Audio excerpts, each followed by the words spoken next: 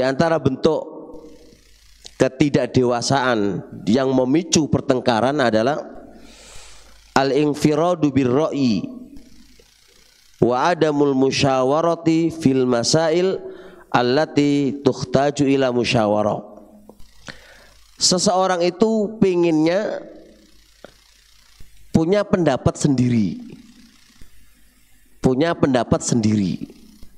dan tidak membutuhkan musyawarah dalam suatu pendapat, padahal perkara itu butuh musyawarah. Ini memicu masalah, ya kan?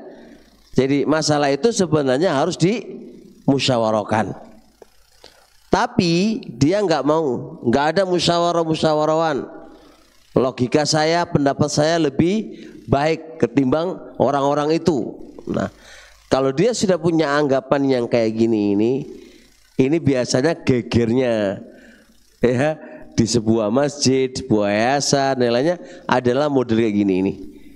Jadi dia menganggap pendapatnya itulah yang terbaik, yang lain nggak dianggap. Padahal hal itu membutuhkan musyawarah. Apalagi ya urusan dakwah inilah, urusan dakwah ini butuh musyawarah, butuh dengan teman-temannya ini gimana baiknya. Nggak ada musyawarah, infirad, dia bersendirian dalam berpendapat. Pokoknya aku. Nah, ini repot. Oleh karenanya Rasulullah Shallallahu Alaihi Wasallam saja diperintah oleh Allah untuk bermusyawarah. Ini Nabi. Wasyawirhum fil amri. Bermusyawarahlah kepada mereka dalam perkara. Nabi saja disuruh meminta pendapatnya orang lain. Wa amruhum syura, perkara mereka itu butuh dimusyawarahkan.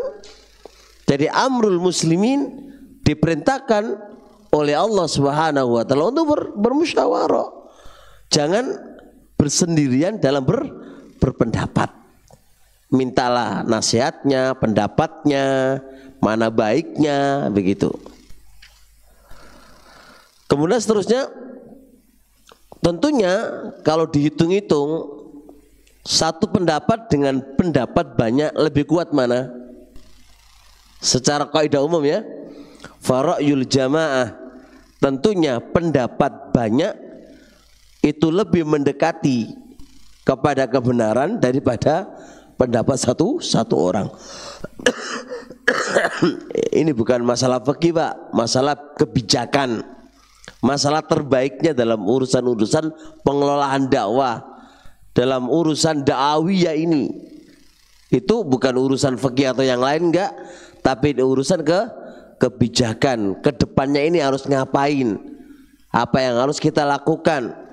Ini membutuhkan musyawarah, bukan ra'yul farid, bukan pendapat sendiri. Nah, Ibnu Qayyim rahimahullahu ta'ala dalam kitab Ilamul Muwaqqi'in menjelaskan, walihada kana kam sadadur ra'yi wa isabatuhu ayyakuna syura baina ahli. Berapa banyak pendapat itu menjadi benar, berapa banyak pendapat itu menjadi benar manakala pendapat itu dimusyawarahkan di antara ahli-ahlinya. Pendapat itu menjadi benar manakala dimusyawarahkan di antara apa? Ahli-ahlinya. Jadi apa kesimpulannya? Kata beliau, berapa banyak pendapat itu menjadi benar dan berapa banyak pendapat itu menjadi diberi taufik oleh Allah manakala pendapat itu dimusyawarahkan di antara mereka. Dimusyawarahkan di antara mereka. Wala yang faridu bihi wahid. Dan berapa banyak taufik itu enggak diberikan kepada siapa? Kepada pendapat yang bersendirian. Pendapat yang bersendirian. Nah, oleh karenanya Amirul Mukminin Umar bin Khattab radhiyallahu ta'ala anhu, ketika ada perkara yang muncul saat belum menjabat sebagai khalifah, dan perkara itu nggak ada nasnya minal Qur'ani wa minas sunnah, nggak ada nasnya. Apa coba yang dilakukan oleh Umar bin Khattab? Jama'a ashab Rasulullah sallallahu alaihi wasallam. Maka Umar mengumpulkan sahabat-sahabat Nabi dan diajak musyawarah. Musyawarah. Musyawarah itu kan kalau musyawarah kemudian suruh mendengarkan pendapatnya, bukan namanya musyawarah. Namanya apa? Suruh mendengarkan kan? Musyawarah bukan begitu.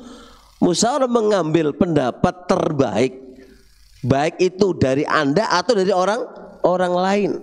Nah, kalau musyawarahnya hanya pendapat Anda, ya nggak usah musyawarah.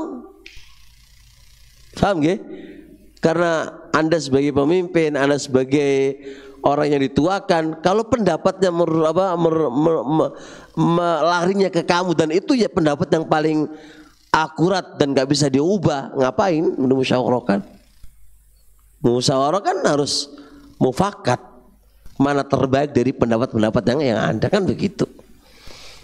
Jelas ya. Jadi ingat, termasuk ketidakdewasaan mungkin kita ini gitu kan ya, dan ketidakdewasaan kita ini, baik kita sebagai pemimpin di rumah tangga atau pemimpin di masjid atau pemimpin di yayasan atau di bidang dakwah tertentu gitu kan, sebenarnya hal itu butuh dimusyawarahkan oleh kita, tapi kita tidak bermusyawarah, mengambil pendapat pribadi sendirian, itu yang dijadikan acuan di dalam menjalankan kebijakan-kebijakan yang ada.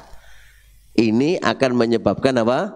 Perseteruan, pertengkaran dalam dakwah, dalam rumah tangga, dalam sebuah masjid atau yayasan atau yang lain. Organisasi nggak kayak begitu modelnya, butuh musyawarah, kan begitu ya.